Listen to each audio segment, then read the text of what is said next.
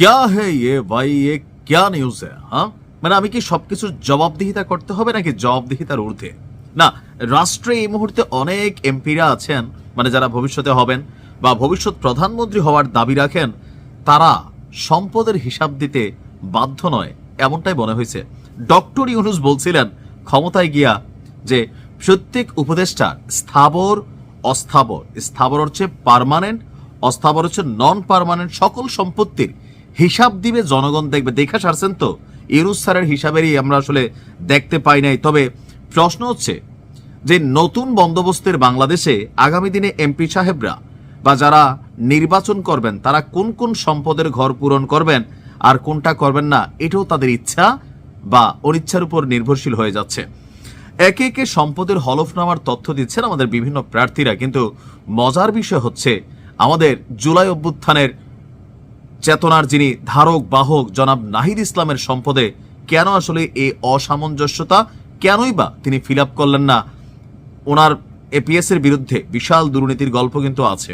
আসুন দেখি তার সম্পদের পরিমাণ এবং কোথায় তিনি খালি রেখে দিলেন। জাতীয় নাগরিক পার্টির আহ্বায়ক নাহিদ ইসলাম তার হলফনামায় বর্তমান পেশা হিসেবে পরামর্শক এবং আগের পেশা হিসেবে অন্তর্বর্তী সরকারের উপদেষ্টা উল্লেখ করেছেন। শিক্ষকতা এবং পরামর্শ দিয়ে বছরে আয় করেন 16 লক্ষ টাকা। কারা এই টাকা দিচ্ছেন, কারা নাহিদের পরামর্শ নিছেন? আমরা তো দেখছি উল্টো জামাত ওনাকে পরামর্শ দিছে। যাই হোক, হইতে পারে কোনো স্কুলে তিনি অথবা ইউনিভার্সিটিতে অনলাইন লেকচারার। তো ত্রয়োদশ জাতীয় সংসদ নির্বাচনে তার ঢাকা 11 আসনের যিনি প্রার্থী, মানে তিনি হলফনামায় লিখেছেন যে শিক্ষাগত যোগ্যতায় স্নাতক, তার স্ত্রী ফাতিমাতুজ জোহরা পেশায় গৃহিণী ভাবি।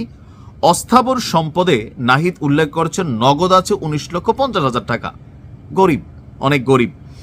আর স্ত্রীর কাছে আছে 2 লাখ, ভাবিদের কাছে রাখে, বিপদাপদে কিন্তু কাজে লাগে। অনেক পুরুষ, হ্যাঁ, মুসলিম ভাইরে বউয়ে কয় তোমার ভাইয়ে জীবনে কয়টা টাকা দিছে না, বাহের ভাই দিয়ালাম কইয়া। হ্যাঁ, তো দেখো, শিখো। এরাই এই কারণে প্রধানমন্ত্রী হওয়ার যোগ্যতা রাখে। বউদের হাতে সবাই টাকা দিছে, আমরা যাদেরকে দেখছি নির্বাচনী হলফনামায়। শিক্ষণীয় আছে, নেতাদের কাছ থেকে শিখতে হবে।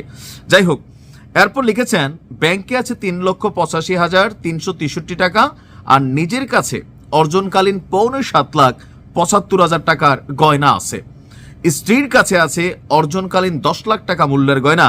এছাড়া 1 লাখ টাকার ইলেকট্রনিক পণ্য আছে, আসবাবপত্র আছে 1,70,000 টাকার। আয়কর রিটার্নে নাহিদ টোটাল 32,16,122 টাকার সম্পদের হিসাব দিয়েছেন। আয়কর দিয়েছেন 1,13,274 টাকা। তো স্থাবর সম্পদকে আমরা যা বলছি এগুলো অস্থাবর। স্থাবর সম্পদে তিনি কোনো কিছু উল্লেখ করেননি, সব ঘরে লিখেছেন প্রযোজ্য নয়। ঋণের তথ্যে তিনি উল্লেখ করেছেন নির্ভরশীল ব্যক্তিবর্গ স্ত্রী ডাচ বাংলা ব্যাংক লিমিটেডের রামপুরা শাখা থেকে 3,50,000 টাকা ঋণ নিয়েছেন। তো স্থাবর সম্পদ কি নাই না, এগুলো দিতে সমস্যা। এই জায়গাগুলোই হচ্ছে সবচেয়ে বড় ফ্যাক্ট। আমরা বারবার বলি যাদেরকে দিয়ে আমরা পরিবর্তনের চিন্তা করছি তাদের পরিবর্তনটা যদি এমন হয়, সরকারে থাকাকালীনও দিলেন না, সরকার থেকে বের হয়ে আইসা একটা দলের প্রধান, আমরা তো দেখলাম ভিপিনুর তার স্থাবর অস্থাবর দিছে, তারেক রহমান স্থাবর অস্থাবর দিছে, জামাতের আমির ডাক্তার শফিকুর রহমান স্থাবর অস্থাবর দিয়েছেন, বাকি সবাই দিয়েছেন। তাহলে নাহিদ ইসলাম কেন দিলেন না? ভেজাল আছে না লোচা আছে, কোনটা ভাই? নাকি স্থাবর সম্পদ নাই, বাপদাদা 14 গোষ্ঠীর কোনো কিছুই নাই, আপনি কি পান নাই পৈতৃক সূত্রে? এগুলো লেখা দরকার ছিল। এগুলো যখন লিখতেছেন না, মানুষের কাছে বার্তা পৌঁছে যাচ্ছে যে আসলে কোন নতুন বন্দোবস্ত এখানে তৈরি হচ্ছে। কারণ সরকারে যে কয়েকটি উপদেষ্টা ছিলেন এই জুলাই আগস্ট থেকে, একমাত্র আমি জানি না, মানে একমাত্র 2 মাত্র নাই, সবার বিরুদ্ধে কিন্তু অভিযোগের পাহাড় আছে। সরকার পতনের পর অথবা বদলাইলে হয়তো এগুলো সামনে ভাইসা উঠবে, কোনোদিন দুদুকে থাকা ফাইল হয়তো নড়াচড়া করবে। এটা লেখা দরকার ছিল। নাহিদের কাছ থেকে প্রযোজ্য নয় শব্দটা আমরা মানতে পারলাম না। ভালো থাকুন।